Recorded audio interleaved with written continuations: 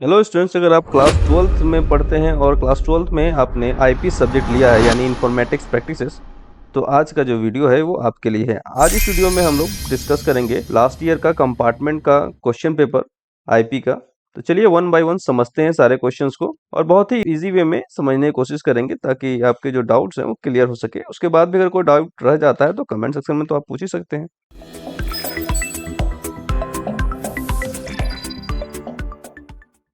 चलिए first question देखते हैं। सेक्शन ए में पहला क्वेश्चन दिया है, state whether the following statement is true और फॉल्स।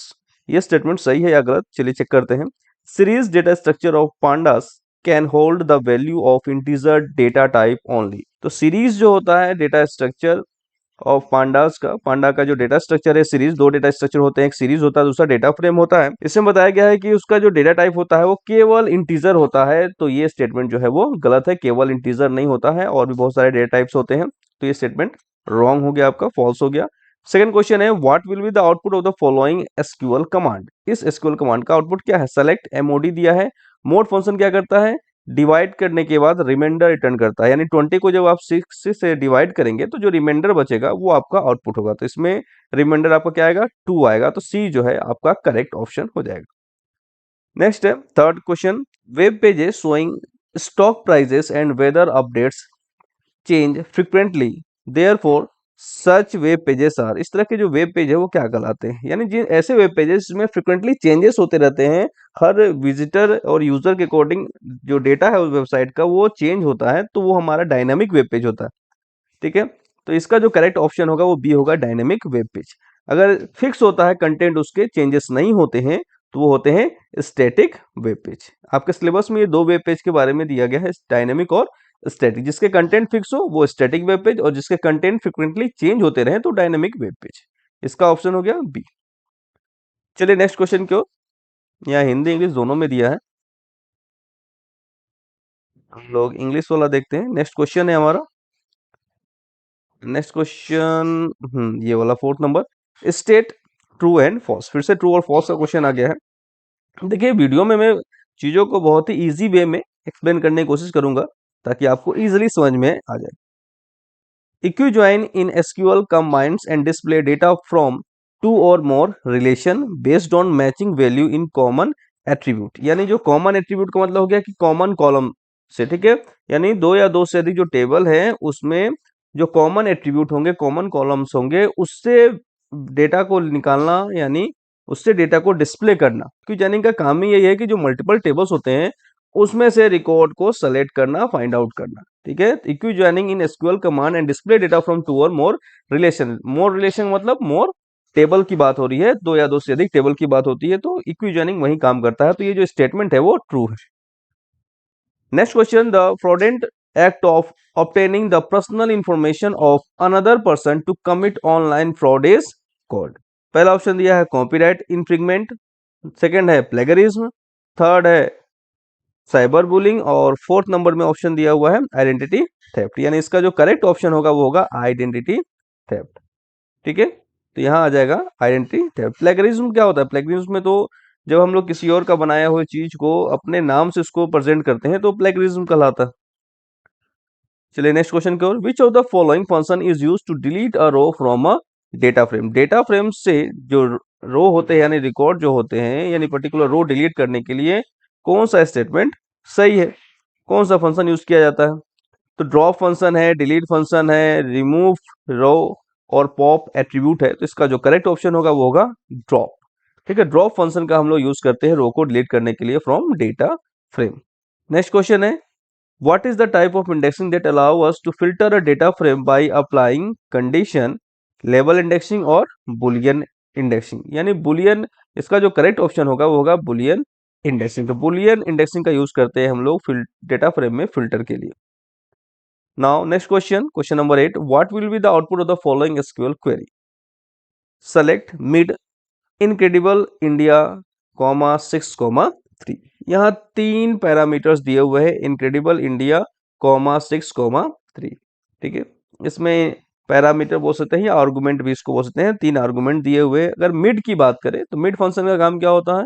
मिड हो गया या सब एसटीआर भी फंक्शन बोलते हैं, इसमें आपका जो स्ट्रिंग होता है, स्ट्रिंग में किसी पर्टिकुलर पोजीशन से नंबर ऑफ कैरेक्टर, यानी 6 हो गया पोजीशन और 3 हो गया यहाँ नंबर ऑफ कैरेक्टर, यानी 6 पोजीशन से हमें नंबर ऑफ कैरेक्टर कितना चाहिए, 3 चाहिए। तो 6 पोजीशन देखिए 1 से शुरू होता है इसका पोजीशन, 1 2 3 4 5 6, यानी 6 पोजीशन पे आ रहा है डी, और डी से कितने लेने हैं हमको, 3 कैरेक्टर लेने हैं, तो ये 3 हो गया डी आई बी। क्लियर, ये मिड फंक्शन और सेम इस तरह से सब स्ट्रिंग और सब str फंक्शन भी होता है। तो इसका जो ऑप्शन होगा वो होगा डी आई बी। अगर आप वीडियो देख रहे हैं और आपको आंसर पता है पहले से कि इसका आंसर क्या होगा, तो आप कमेंट सेक्शन में आप उसको रिप्लाई दे सकते हैं ताकि आपकी भी प्रैक्टिस होती रहे। विच of the following is the correct full form of CSB, CSB का फुल फॉर्म क्या होता है। अब इसमें प्रॉब्लम क्या होता है कि कई स्टूडेंट जो है वो जब हड़बड़ी में होते हैं, उन्हें लगता है ज्यादा कॉन्फिडेंस होता है, तो कॉमन सेपरेटेड वैल्यू इसका जो है करेक्ट ऑप्शन लगा देते हैं। ठीक है, तो ये गलती आप मत कीजिएगा। इसका जो फुल फॉर्म होता है सीएसबी का वो होता है comma separated value, common separated value नहीं होता है, कॉमा सेपरेटेड वैल्यू होता है। याद रखिएगा सीएसबी का फुल फॉर्म इंपॉर्टेंट है, आता है इस तरह का क्वेश्चन पेपर में। ये आप तो देख ही रहे, लास्ट ईयर का सीबीएसई बोर्ड का है ये क्वेश्चन पेपर है जो हम लोग डिस्कस कर रहे हैं। चलिए नेक्स्ट क्वेश्चन की ओर। नेक्स्ट क्वेश्चन है विच of the following statement is true about copyright, copyright के लिए जो स्टेटमेंट है वो ट्रू है। चलिए देखते हैं क्या क्या ऑप्शन है। ए ऑप्शन दिया है copyright allows anyone to use modify and distribute a work without restrictions. ठीक है, ये नंबर लिखा है कि बिना कोई रिस्ट्रिक्शन के हम लोग कॉपीराइट वाली चीजें जो है वो यूज कर सकते हैं, मॉडिफाई कर सकते हैं और डिस्ट्रीब्यूट कर सकते हैं। ऐसा होता है क्या? नहीं, ऐसा नहीं होता है। कॉपीराइट बना है इसीलिए ताकि हम लोग यूज ना कर सके, तो ये स्टेटमेंट फॉल्स है, गलत है। सेकंड स्टेटमेंट देखते हैं B number, copyright grant exclusive legal right to the owner to copy distribute और क्रिएट डेरिवेटिव और creative work. Clear, B number आपको समझ में आ रहा होगा कि जो कॉपीराइट ग्रांट्स होता है वो exclusive legal rights to the owner, ये जो ओनर होते हैं यानी जिसने इसको डिजाइन किया है, बनाया है, उसको लीगल राइट्स देता है ताकि वो उसको डिस्ट्रीब्यूट कर सके या किसी को परमिशन दे सके उस पे यूज करने का। तो ये ऑप्शन जो है ये करेक्ट है हमारा बी नंबर। फिर भी सी नंबर देखते हैं, copyright apply only to written books, क्या कॉपीराइट जो है केवल रिटेन बुक्स के लिए यूज होता है? नहीं, गलत स्टेटमेंट। आजकल आप लोग देख रहे होंगे बहुत सारे यूट्यूबर्स जो है यूट्यूब पे या फेसबुक पे बहुत सारे कंटेंट डालते हैं, और हम किसी का कंटेंट अगर यूज करेंगे तो कॉपीराइट क्लेम आ जाता है, यानी कोई फिल्म है उसका वीडियो डाल दे या म्यूजिक अगर हम लोग यूज कर लेते हैं तो कॉपीराइट क्लेम आ जाता है। तो केवल ये रिटर्न बुक के लिए नहीं होता है, सभी चीजों के लिए कॉपीराइट होता है। नेक्स्ट है D number, copyright does not cover digital content, ये जनरली आज के डेट में ज्यादातर डिजिटल कंटेंट के लिए ही बनाया गया। तो हमारा जो करेक्ट ऑप्शन है होगा बी होगा। वीडियो थोड़ा लंबा जरूर हो जाएगा क्योंकि मैं चाह रहा हूँ कि हर एक चीज आपको यहाँ क्लियर कर दूं। अब इससे क्या होगा कि आपके इससे रिलेटेड दूसरे क्वेश्चन भी बनेंगे, क्योंकि देखिए पेपर में ये क्वेश्चन एक बार आ गया है तो सेम टू सेम तो क्वेश्चन आएगा नहीं, क्वेश्चन में कुछ ना कुछ बोर्ड के द्वारा चेंजेस किए जाएंगे। लेकिन अगर आप चीजों को अच्छे से समझ लेंगे तो इससे रिलेटेड अगर दूसरे क्वेश्चन भी घुमा के आपसे आपसे पूछे जाएंगे तो आप इजिली उसका आंसर दे पाएंगे। यहाँ मैं केवल ऐसा नहीं कि डायरेक्ट आपको एमसीक्यू का ऑप्शन जो है वो बता दे रहा हूँ, क्योंकि सेम क्वेश्चन आने तो पॉसिबल है नहीं, कुछ ना कुछ क्वेश्चन में चेंजेस होंगे, पैटर्न में थोड़े से चेंजेस होंगे, ऑप्शन में थोड़े चेंजेस होंगे। अगर आप समझे रहेंगे तो आप इजीली उसको कर पाएंगे। इसलिए थोड़ा सा पेशेंस रखिए और ध्यान से सुनते जाइए। क्वेश्चन नंबर 11 देखिए, what does the following SQL query do. अब इस एसक्यूएल क्वेरी को पढ़ते हैं, क्या करेगा ये एसक्यूएल क्वेरी। सेलेक्ट नेम, यानी नेम को सेलेक्ट करना है, और काउंट, काउंट क्या करना है फिर देखते हैं। यहाँ सेलेक्ट करना है नेम, नेम को उसको सेलेक्ट करना है from statement group by name. ठीक है, ग्रुप बाय नेम का मतलब है कि यहाँ नेम लिखा रहेगा, एक तो नेम कॉलम रहेगा और उसका नेम वाइज उसको ग्रुपिंग करेगा और उसको काउंट करेगा। Having count star greater than 1, यानी एक से ज्यादा। Group by name having count, हमको पता है कि जब ग्रुप बाय का यूज करते हैं तो कंडीशन देने के लिए यहाँ क्या यूज करना पड़ता है, आपको हैविंग का यूज करना पड़ता है जब भी कंडीशन देंगे ग्रुप बाय के साथ। तो हैविंग का यूज करेंगे, और काउंट स्टार का मतलब है नंबर ऑफ रिकॉर्ड, अगर एक से ज्यादा है तो उसको ग्रुप बाय करेगा, उसका नाम दिखाएगा। क्लियर, तो यहाँ क्या करना है, इसका जो ऑप्शन होगा वो देखते हैं। पहला ए नंबर लिखा है select student with unique name, यहाँ यूनिक नेम दिया हुआ है कि स्टूडेंट का यूनिक नेम डिस्प्ले करेगा। यहाँ तो कहीं डिस्टिंक्ट फंक्शन लगा नहीं है यूनिक नेम के लिए, या यूनिक कोई भी रिकॉर्ड अगर देखना होता है सेलेक्ट के साथ तो हमारे पास एक फंक्शन होता है डिस्टिंक्ट, उसका यूज करना होता है, तो ये तो यूज नहीं है। सेकेंड नंबर है select student who have the same name and count them, ये भी स्टेटमेंट सही नहीं है, गलत है। फिर थर्ड नंबर दिया है display the name and the number of occurrences for those name that appear more than once in table, यानी टेबल में जो नाम एक से ज्यादा बार आया है, क्योंकि आपने यहाँ लिखा ही है हैविंग काउंट स्टार वन, यानी एक से ज्यादा बार जो नेम आए हैं वो डिस्प्ले होंगे और उसको काउंट करके दिखाएगा। क्लियर? फिर नेक्स्ट है, यानी इसका जो ऑप्शन होगा वो हो गया आपका सी नंबर हो गया। क्लियर? अगर ये कमांड आपको समझ में नहीं आया होगा तो कमेंट सेक्शन में पूछिएगा, तो मैं आपको बता दूंगा, अच्छे से इसको एक्सप्लेन कर दूंगा अगर अभी समझ में नहीं आया तो। चलिए आगे चलते हैं। क्वेश्चन नंबर है 12, I have to regenerate and amplify the signal to ensure reliable communication over long distance, who am I? Regenerate and amplify the signal to ensure reliable communication over long distance, यानी जैसे जैसे network cable हम लोग जब बिछाते हैं, जब communication करने के लिए सिस्टम का डिस्टेंस ज्यादा होने लगे, यानी मान के चलिए कि अगर 100 मीटर की बात करें, 100 मीटर से अगर ज्यादा डिस्टेंस होता है तो उसके बीच हमें एक डिवाइस लगाना पड़ता है, नेटवर्क डिवाइस, जिससे हमारी जो स्पीड है नेटवर्क की वो रीजनरेट हो, यानी सिग्नल जो हो रीजनरेट हो, स्पीड में कोई प्रॉब्लम ना है। अगर हम 100 एमबीपीएस का स्पीड लिए तो हमारा 100 एमबीपीएस मेंटेन रहे, ठीक है। अगर 200 एमबीपीएस की स्पीड है तो 200 मेंटेन रहे, तो इसके लिए एक डिवाइस हम लोग यूज करते हैं। अगर लेंथ ज्यादा हो जाती है तो उसको हम लोग बोलते हैं रिपीटर, ठीक है, जो सिग्नल को रीजनरेट करता है और एम्पलीफाई करता है। क्लियर? मॉडेम का तो पता ही होगा आपको, मॉडेम का फुल फॉर्म पता होना चाहिए आपको कि मॉडेम का फुल फॉर्म होता है मॉड्यूलेटर और डी मॉड्यूलेटर।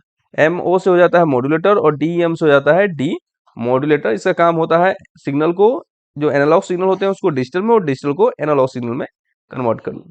फिर है राउटर और स्विच। स्विच का काम क्या होता है? ये मल्टीपल पोर्ट प्रोवाइड करता है जिसकी हेल्प से हम लोग मल्टीपल कंप्यूटर को नेटवर्क से कनेक्ट कर पाते हैं। फिर है नमपाई स्टैंड फॉर पाइथन। अब नमपाई का फुल फॉर्म क्या होता है? तो क्वेश्चन नंबर 3 का आंसर क्या होगा? इसका जो आंसर है वो होगा आपका C number, numerical Python. Clear? NumPy stand for numerical Python. चलिए नेक्स्ट क्वेश्चन की ओर। Which of the following is a potential hazard associated with e waste disposal? E waste disposal से कौन सा इसमें जुड़ा हुआ है? फिशिंग। फिशिंग का ई वेस्ट से कोई लेना देना नहीं है। फिशिंग एक तरह का क्या होता है? एक तरह का ये साइबर क्राइम है। फिशिंग में क्या होता है? फिशिंग में कोई लिंक आपको सेंड कर दिया जाता है, उस लिंक के थ्रू आपका जो भी पर्सनल इंफॉर्मेशन है, अकाउंट से रिलेटेड या पर्सनल इंफॉर्मेशन, वो हैक कर लिया जाता है, चोरी कर लिया जाता है। ये फिशिंग का टेक्निक, एक तरह का ये क्राइम है, साइबर क्राइम है। सेकेंड ऑप्शन दिया है स्प्रेड ऑफ कंप्यूटर वायरस। ये भी कोई ऑप्शन नहीं है। ई वेस्ट डिस्पोजल, ई वेस्ट का मतलब इलेक्ट्रॉनिक जो वेस्टेज होते हैं उसका डिस्पोजल का बात कर रहा है यहाँ पर। C number, decrease in computer performance. Computer के परफॉर्मेंस को डिक्रीज करने से कोई लेना देना नहीं है ई वेस्ट का। फिर है पॉल्यूशन। यहाँ है आपका कि ई वेस्ट यानी डिस्पोजल अगर प्रॉपर नहीं होता है तो इससे आपको क्या होता है? पॉल्यूशन होता है। चलिए नेक्स्ट क्वेश्चन की ओर। To create panda series, panda series create करना है from an ndarray array one. Pandas का सीरीज क्रिएट करने का जो स्टेटमेंट होता है सीधे डॉट सीरीज करके हम लोग यूज करते हैं, यानी जो पांडास का जो भी ऑब्जेक्ट होता है, जैसे यहाँ लिखा हुआ है assume PD as alias for pandas, तो पांडास का पीडी है तो पीडी डॉट सीरीज, सीरीज का ही यूज करते हैं, डॉट सीरीज जिसमें एस कैपिटल होता है, याद रखिएगा। अरे ये गलत स्टेटमेंट है, ये भी गलत स्टेटमेंट है, ये भी गलत है, और सी नंबर जो है आपका करेक्ट होगा। नेक्स्ट क्वेश्चन है the alter command in SQL can be use to. Alter command का यूज करते हैं किसके लिए करते हैं? Alter data within a table, table में डेटा को अल्टर करने के लिए। नहीं, गलत है statement. Delete data from a table, table से डिलीट करने के लिए डेटा को, गलत है। Modify the structure of table, correct option है आपका सी। टेबल का जो स्ट्रक्चर होता है उसको मॉडिफाई करने के लिए हम लोग अल्टर का यूज करते हैं, यानी नए कॉलम अगर ऐड करने हैं या किसी कॉलम में प्राइमरी की आपको ऐड करनी है तो उसके लिए हम लोग, या कोई भी की आपको यूज करना है तो उसके लिए हम लोग यूज करते हैं अल्टर कमांड। सिंपल सा लॉजिक यही है कि जो कमांड हम लोग यूज करते हैं क्रिएट वाला, क्रिएट अगर आपने कमांड यूज कर लिया है और दोबारा अगर आप चाहते हैं, इसे क्रिएट में क्या होता है, हम लोग कॉलम का नाम देते हैं, टेबल का नाम देते हैं, ठीक है। उस समय अगर हमको कोई प्राइमरी की, यूनिक की, डिफॉल्ट की लगाना होता है तो उस समय लगा देते हैं, लेकिन अगर उस समय हम नहीं लगा पाते हैं और हम चाहते हैं उसको बाद में लगाए तो फिर हम क्रिएट कमांड से नहीं लगा पाएंगे, उसके लिए हमें चाहिए अल्टर कमांड। यानी एक तरह से बोल सकते हैं हम लोग कि क्रिएट कमांड का अल्टरनेटिव होता है आपका अल्टर कमांड। फिर नेक्स्ट है क्रिएट अ न्यू टेबल, नया टेबल क्रिएट करने के लिए तो क्रिएट कमांड होता है। इसका जो आंसर है वो आपका C number. Which method is use to store data from pandas data frame df into a csv file? कौन सा मेथड जो है वो आपका यूज होगा इसमें? स्टेटमेंट आपको देखना है कौन सा करेक्ट है कि pandas data frame into csv, यानी जो भी डेटा फ्रेम है उसके जो रिकॉर्ड है, डेटा है, उसको हम लोग उसको CSV फाइल में भेजना है, यानी एक्सपोर्ट करना है। तो एक्सपोर्ट करने के लिए स्टेटमेंट होता है data frame dot to underscore CSV, यानी C नंबर जो है वो आपका करेक्ट है। नेक्स्ट है आपका how can we add a new column name name to data frame DF। नया कॉलम ऐड करना है डेटा फ्रेम में, कैसे ऐड करेंगे? तो सिंपल सा डेटा फ्रेम का टेक्निक है कि आपको डेटा फ्रेम जो ऑब्जेक्ट होता है उसके साथ कॉलम का नाम आपको दे देना है और इक्वल टू जो डेटा होगा वो दे देना है। अगर ये नेम नाम का कॉलम पहले से होगा तो उसका जो डेटा होगा उसको ये ओवरराइट कर देगा। अगर नेम नाम का कोई कॉलम नहीं होगा तो वो ऐड कर देगा। सिंपल सा इसका लॉजिक है। अगर अवेलेबल नहीं है ये कॉलम नेम नाम का तो ऐड कर देगा, अगर नेम नाम का है तो उसका जो पूरा डेटा होगा उसको वो अपडेट करके चेंज कर देगा, यानी ओवरराइट कर देता है। Name the device that converts data from digital to analog and vice versa in a network. Name the device that convert data from digital to analog. अभी हम लोगों ने डिस्कस किया कि जो सिग्नल होते हैं एनालॉग को डिजिटल में, डिजिटल को एनालॉग में कन्वर्ट करने के लिए किस डिवाइस का यूज करते हैं, आपको पता होगा। इसका आंसर होगा मॉडेम। ठीक है, मॉडेम इसका करेक्ट ऑप्शन होगा, C नंबर। चलिए नेक्स्ट क्वेश्चन 20 नंबर। अब 20 नंबर हमको लगता है असर्शन रीजन। ये दो क्वेश्चन डिस्कस कर लेते हैं और बाकी क्वेश्चन जो है वो नेक्स्ट वीडियो में डिस्कस करेंगे सेक्शन बी के, क्योंकि यहाँ तक आपका MCQ है। इसके बाद आपका सारा जो है वो सब्जेक्टिव टाइप के क्वेश्चंस हैं। तो 20 नंबर में यानी क्वेश्चन नंबर 20 में असर्शन और 21 भी असर्शन ही है। चलिए देखते हैं। Panda is a high level data manipulation tool use for analysing data. Clear, ये स्टेटमेंट सही है। पांडास जो है is a high level data manipulation tool for analysing data. Data analyse करने के लिए पांडास का यूज किया जाता है, करेक्ट है। रीजन दिया हुआ, it is very easy to import and export data using the pandas library which has a very rich set of function। Clear, ये भी सही स्टेटमेंट है। इसकी हेल्प से हम लोग एक्सपोर्ट और इंपोर्ट कर सकते हैं डेटा को, अभी हम लोगों ने देखा ही था। तो ये स्टेटमेंट जो है वो सही है, यानी A both assertion A R true and reason R is the correct explanation for assertion. Next question है there can be multiple primary key in a relation. In a relation यानी टेबल में multiple primary key होते हैं? नहीं, एक table के अंदर केवल एक ही प्राइमरी की हो सकता है, मल्टीपल प्राइमरी की नहीं होते हैं। क्लियर। फिर रीजन दिया हुआ है there can be multiple candidate key. हाँ, मल्टीपल कैंडिडेट की हो सकते हैं, क्योंकि सबसे पहले हम क्या करते हैं, टेबल में कैंडिडेट की ही देखते हैं। पहले हम चेक करते हैं कि कैंडिडेट की कौन से। अब कैंडिडेट की कौन से होते हैं? ऐसे कॉलम जो यूनिक होते हैं। जैसे मान के चले एक एम्प्लॉय होता है, उसके कई कॉलम होते हैं जो यूनिक हो सकते हैं। जैसे उसका आधार ID हो सकता है, आधार नंबर जिसको बोलते हैं, या पेन नंबर हो सकता है, या उसका वोटर ID हो सकता है। तो ये जो कॉलम्स है ये यूनिक होते हैं, दूसरे के तो होंगे नहीं सेम नंबर। तो इसे हम लोग बोलते हैं कैंडिडेट की।